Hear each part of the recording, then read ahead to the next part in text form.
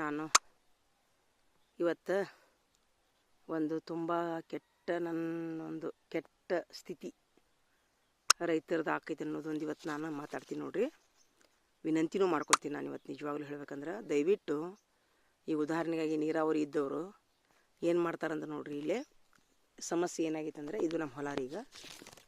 ಈಗ ಒಂದು ಮುಂಜಾಯಿಂದ ಅಲ್ಲೊಂದು ಕೆನಾಲ್ ಅಂತ ಐತ್ರಿ ಮೇಲೆ.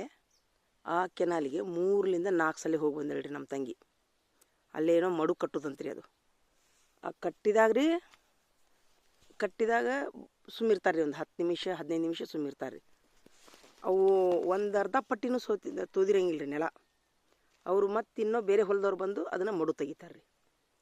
ಮತ್ತು ಎಷ್ಟು ಹೇಳ್ರಿ, ಅದು ಕೆನಾಲ್ ಇಲ್ಲಿಂದ ಒಂದು 2 ಕಿಲೋಮೀಟ್ರ್ ಐತ್ರಿ ಅದು ಇಲ್ಲಿಂದ. ಅದು ಎಲ್ಲೇ ಬೆಳೆಯೊಳಗೆ ಹಾಸಿ ಹೋಗ್ಬೇಕು. ಅದು ತುಳ್ಕೊಂತ ಅವು ಸಾಲು ತುಳಿದ್ರೆ ಇದು ಅಂದ್ರೆ ರಾಡಿ ಒಳಗೆಲ್ಲ ಹೋಗ್ಬೇಕು. ಹಂಗೆ ಬೆಳೆ ನಡ್ಬರಕ್ಕೆ ಹೋಗ್ಬೇಕು.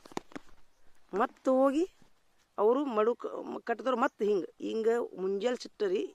ಈಗ 15 ದಿವಸದಿಂದ ಇದೇ ನಡೆಯತೈತಿ. ಇನ್ನಾದರೂ ಅರ್ಧ ಹೊಲನೂ ನಮ್ಮದು ತೊಯ್ದಿಲ್ಲ ರೀ. ನಾ ಈ ಮಾತು ಯಾಕೆ ಹೇಳ್ತೀನಿ ಅಂತಂದ್ರೆ, ಅವ್ರು ಕಟ್ಟಿದವ್ರದ್ದು ತಪ್ಪಲ್ರಿ, ನಮ್ಮದು ತಪ್ಪಲ್ಲ. ಆದರೆ ನಾನೇನಂತೀನಿ ಅಂದ್ರೆ, ಯಾರೂ ಒಬ್ರದಾಗೂ ಮಟ್ಟ ಇನ್ನೊಬ್ರದ್ದು ಸ್ವಲ್ಪ ಸಂಯಮದಿಂದ ಇರಬೇಕಂತ ನಂದೊಂದು ವಿನಂತಿ ರೀ. ರೈತರಾದವರು ಈಗ ಒಬ್ಬಂಟಿಗಾರು ಇರ್ತಾರೆ. ಅವ್ರಿಗೆ ಬೇರೆ ಮತ್ತು ಕೂಲಿ ಕೆಲ್ಸಕ್ಕೆ ಹೋಗಿರ್ತಾರೆ. ಅವರು ಬಡ ನೀರು ಹಾಸಿ ಬೇರೆ ಕೂಲಿ ಕೆಲ್ಸಕ್ಕೆ ಹೋಗ್ಬೇಕಂತ ಆಸೆ ಇರ್ತೈತೆ ಅವ್ರಿಗೆ.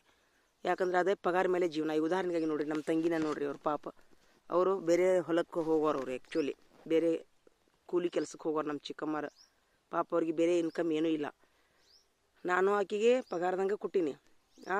ಆದ್ರೆ 15 ದಿವ್ಸ ಗಂಟ್ಲೆ ನೀರು ಹಾಸೋದಂತಂದ್ರೆ ನಾವರ ಯಾವ ಥರ ಅವ್ರಿಗೆ ಪಗಾರ ಕೊಡಬೇಕು, ಅಥವಾ ನನ್ನ ಸ್ಥಾನದೊಳಗೆ ಬೇರೆದವರು ಆಳಿಗೆ ಯಾವ ಥರ ಪಗಾರ ಕೊಡಬೇಕು. ಬೇರೆದವರು ಹೊಲದವ್ರಿದ್ರಿ, ನೀವು ದಿನ ಬರ್ರಿ, ಸ್ವತಃ ಹೊಲದವ್ರಿದ್ರಿ ನಡೀತು. ಈಗ ಆಳು ಹಚ್ಚಿದವ್ರಿಗೆ 15 ದಿವ್ಸ ಗಂಟ್ಲೆ ಪಗಾರ ಹೆಂಗೆ ಕೊಡೋಕ್ಕಾಕೈತ್ರಿ ನೀವೇ ಹೇಳ್ರಿ.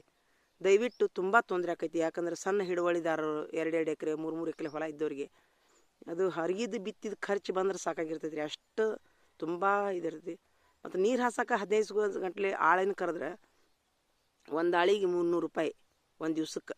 15 ದಿವ್ಸ ಅಂದ್ರೆ 15 ಮೂರಲೆ 45, 4500 ರೂಪಾಯಿ ಆಗ್ತದೆ ನೀರು ಹಾಸಕನ.